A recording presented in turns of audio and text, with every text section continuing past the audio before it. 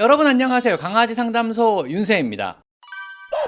이제 완연한 여름입니다. 한국의 여름은 무덥고 습하여 우리 강아지들에게도요 견디기 힘든 계절에 들어갑니다. 그래서 오늘은요 이 무더운 여름을 슬기롭게 지낼 수 있는 몇 가지 관리 요령을 한번 알려드려보는 시간을 가져보도록 하겠습니다.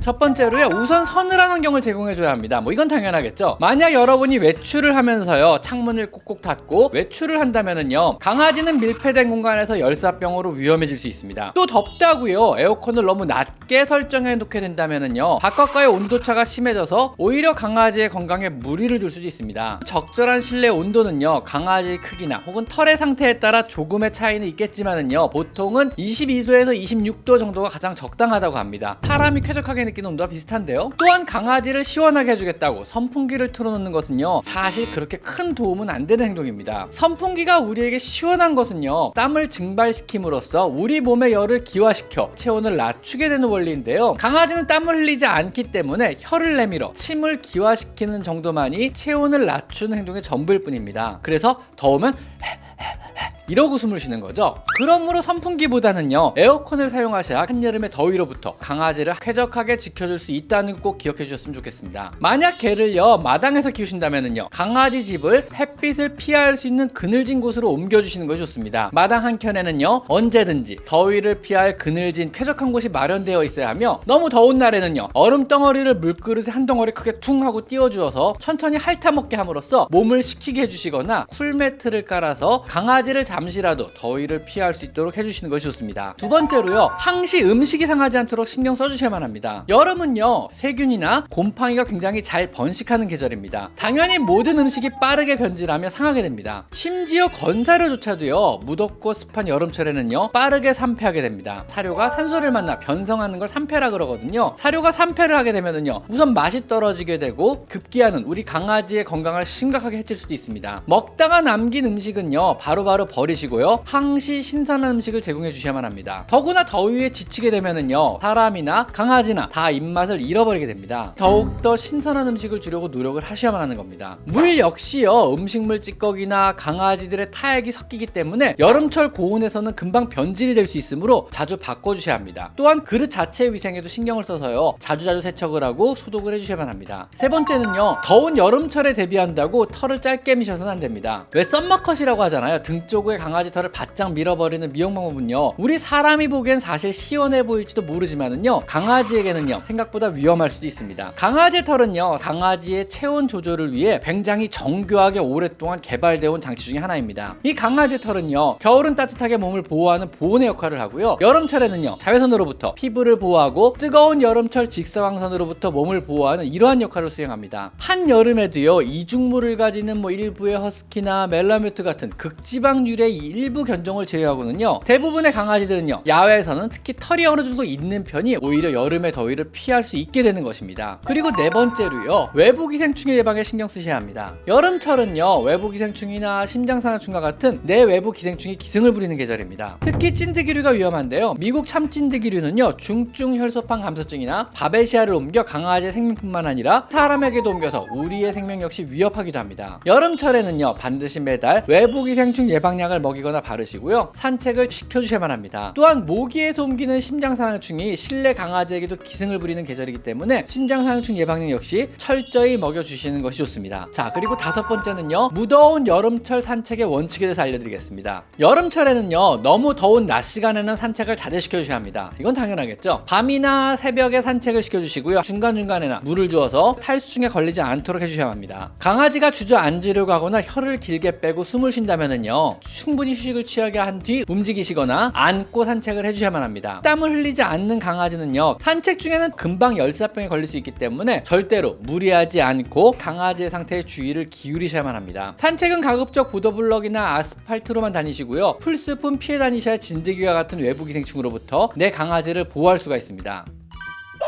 자, 어떤가요? 무더운 여름철 내 강아지의 건강을 지키기 위한 이 5가지 원칙을 잘 숙지하시어 여름나기를 슬기롭게 극복해보는 건 어떨까요? 자, 오늘은요 강아지 여름철 건강관리에 대해서 한번 이야기를 나눠봤습니다. 자, 오늘은 여기까지. 강아지 상담소 윤세입니다. 감사합니다.